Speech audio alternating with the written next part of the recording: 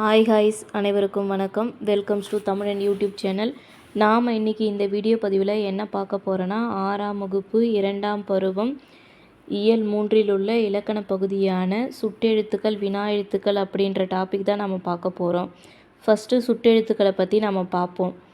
அவன், இவள், அங்கு, இங்கு, அந்த, இந்த சொற்களை எல்லாத்தையும் நம்ம கவனிக்கிறப்ப என்ன தெரியுது? ஒவ்வொரு சொற்கள்லேயும் எது முதல் எழுத்தாக இருக்குது? ஆ, இ அப்படின்ற எழுத்துக்கள் தான் முதல் எழுத்தாக இருக்குது.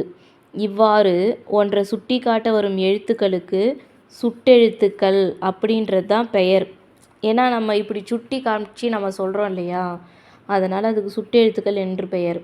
மொத்தமாக சுட்டெழுத்துக்கள் வெறும் 3 எழுத்து தான். அது என்னென்னா ஆ, இ, உ. இப்போ இந்த காலத்தில் ஊன்ற எழுத்தை நம்ம எதுக்கும் சுட்டி காட்டுறதுக்கு பயன்படுத்துவது இல்லை. அப்படியே அந்த தெரிந்து தெளிவும் அந்த பாக்ஸுக்குள்ளார வாங்களேன். அருகில் உள்ளவற்றிற்கும் தொலைவில் உள்ளவற்றிற்கும் இடையில் இருப்பதை சுட்டி காட்ட ஊ என்ற சுட்டெழுத்தை அந்த காலத்தில் பயன்படுத்தியிருக்கிறாங்க. எடுத்துக்காட்டு உது, உவன். பக்கத்தில் இருக்கிறதுக்கும் ரொம்ப தொலைவாக இருக்கிறதுக்கும், இப்போ கிட்டக்க இருக்குதுன்னா இவன் அப்படின்னு சொல்லுவாங்க. எங்கே இருக்கான் அவன் அப்படின்னு எங்கே அவன் அப்படின்றப்ப இங்கே தான் இருக்கான், அவன் அங்கே இருக்கிறான் அப்படின்னு சொல்லி நம்ம சுட்டி காட்டுறோம் இல்லையா.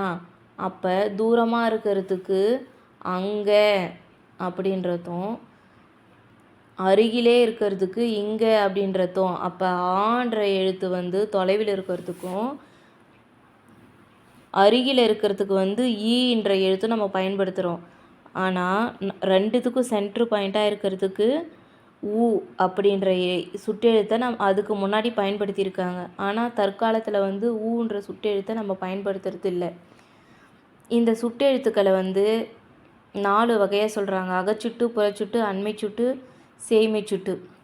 இதில் அகச்சுட்டு நம்ம இப்போ ஒரு சொல்கிறோம்னா அந்த சொல்லில் இருக்கிற அந்த சுட்டெழுத்து ஈ, ஆ இருக்கு இல்லையா, அந்த எழுத்தை நம்ம நீக்கணும்னா அதுக்கு பொருள் தராது. அப்படிப்பட்ட எழுத்தை தான் நம்ம அகச்சுட்டுன்னு சொல்கிறோம்.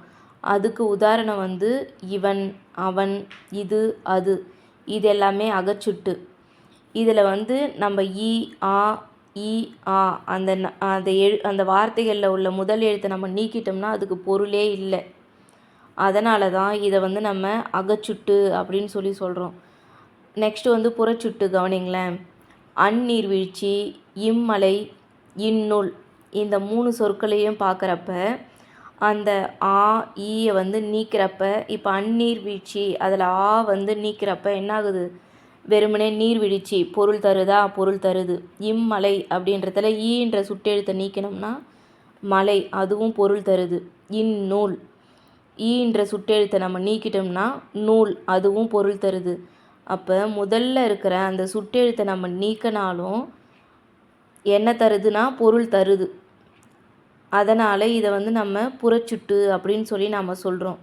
அகச்சுட்டுனா அந்த சுட்டெழுத்தை நம்ம நீக்கினா பொருள் தராது. அது ஈலையும் ஆரம்பிக்கும், ஆலையும் ஆரம்பிக்கும். புறச்சுட்டும் அதேமாரி ஆவலையும் ஆரம்பமாகும், ஈலையும் ஆரம்பமாகும். ஆனால் அந்த சுட்டெழுத்தை நம்ம நீக்கணும்னா தெளிவாக பொருள் தரும். அதுதான் புறச்சுட்டு. நெக்ஸ்ட்டு அண்மை சுட்டு. அண்மை சுட்டு எழுத்து என்னன்னா ஈ. இவன், இவர், இது, இவை, இம்மரம், இவ்வீடு, இந்த சொற்கள் எல்லாம் நமக்கு அண்மையில் பக்கத்தில் இருக்கிறத சுட்டி காட்டுறதால இதை அண்மை சுட்டுன்னு சொல்கிறோம். அண்மை சுட்டி எழுத்து ஈ. இது அந்த ஈயை நீக்கினா பொருள் தராமலேயும் இருக்கும் வார்த்தைகள், பொருள் தந்தாலும் தரலாம். ஆனால் அண்மை சுட்டி எழுத்து ஈ, எல்லாமே ஈயில் தான் அமைஞ்சிருக்கும். சேய்மை சுட்டு அவள், அவர், அது, அவை, அவ்வீடு, அம்மரம், இந்த சொற்கள்லாம் தொலைவில் இருக்கிறத தான் சுட்டி காட்டுது. இதுலேயும் நம்ம எல்லா சுட்டெழுத்தும் ஆவாக இருக்குது. பிரித்தா பொருள் தரக்கூடியதாகவும் இருக்குது, பொருள் தராததாகவும் இருக்குது.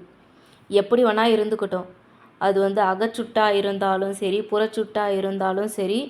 ஆனால் அது ஆன்ற எழுத்தில் ஸ்டார்ட் ஆனால் அது சேய்மை சுட்டு. அதே மாதிரி அகச்சுட்டாக இருந்தாலும் சரி புறச்சுட்டாக இருந்தாலும் சரி அது ஈன்ற எழுத்தில் ஸ்டார்ட் ஆனால் அது அண்மை சுட்டு. நெக்ஸ்ட் வந்து சுட்டுத்திரிபு. சுட்டுத்திரிபை பார்க்கலாம்.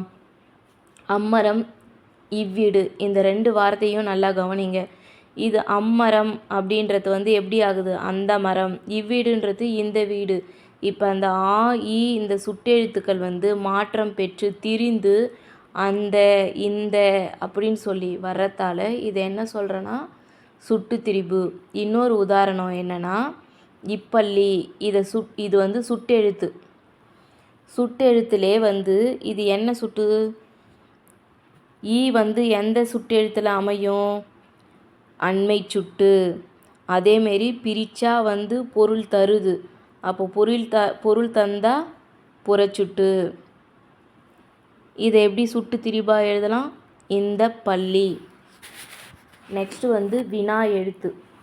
வினா எழுத்துக்கள் வந்து நம்ம ஒரு வினா பொருளை தருந்துச்சுன்னா அது வந்து வினா எழுத்துக்கள் அப்படின்னு சொல்லலாம். மொத்தமாக வந்து வினா எழுத்துக்கள் வந்து மொத்தம் 5 இருக்குது. அதே மாதிரி வினா எழுத்துக்கள் வந்து சொற்களுக்கு முன்னாடியும் வரலாம் பின்னாடியும். சில வினா எழுத்துக்கள் வந்து சொல்லுடைய இறுதியிலும் வரும். வினா எழுத்துக்கள் மொத்தம் 5. அது என்னென்னா ஏ, யா, ஆ, ஓ, ஏ. இந்த 5ம் வந்து வினா எழுத்து. இப்போ ஒரு சொல்லுக்கு முதல்ல வருதுன்னா அதுதான் சொல்லியிருக்காங்க. மொழி முதலில் வருபவை எது எதுனா ஏ, யா. எங்கு, யாருக்கு. அந்த சொல்லுடைய முதல்ல எழுத்து வருது இல்லையா, வினா எழுத்து ஏவும் யாவும். அதனால் அது வந்து மொழியின் முதலில் வருபவை. மொழியின் இறுதியில் வருபவை பேசலாமா, தெரியுமோ. இதில் கடைசியாக வருது ஆ, ஓ அப்படின்ற வினா எழுத்து. அதனால் இது வந்து மொழியின் இறுதியில் வருபவை. மொழி முதலிலும் இறுதியிலும் வருபவை எதுனா ஒரே ஒரு எழுத்து. அது என்னன்னா ஏ. ஏன். இதில் ஏன் அப்படின்ற சொல்லில் ஏன்றது முதல்ல வந்திருக்கு. நீதானே. அதில் நீதானேன்றதுல ஏன்ற எழுத்து கடைசியாக வந்திருக்கு. அதனால் ஏன்ற வினா எழுத்து வந்து மொழி முதலிலும் இறுதியிலும் வருபவை. மொழிக்கு முதல்ல வருது ஏ, யா. மொழிக்கு இறுதியில் வருது ஆ, ஓ. மொழியுடைய முதலிலும் இறுதியிலும் வருது ஏ. இந்த வினாவே வந்து அகவினா புறவினா அப்படின்னு 2 வகையாக பிரிக்கலாம். வினா எழுத்துக்கள் வந்து சொல்லுடைய அகத்தே இருந்து வினா பொருளை தந்துச்சுன்னா அது வந்து அகவினா. எடுத்துக்காட்டு வந்து எது, யார், ஏன். இந்த வினா எழுத்து இருக்கு இல்லையா, ஏ, யா, ஏன். இந்த எழுத்தெல்லாம் நீக்கினா வந்து இது வந்து பொருள் தராது. அப்படி பொருள் தராமல் இருந்துச்சுன்னா அது வந்து அகவினா. நம்ம அகச்சுட்டு பார்த்தோம்ல, அதில் வந்து நம்ம அந்த ஆ இ அப்படின்ற சுட்டெழுத்தை நம்ம நீக்கினா பொருள் தராது.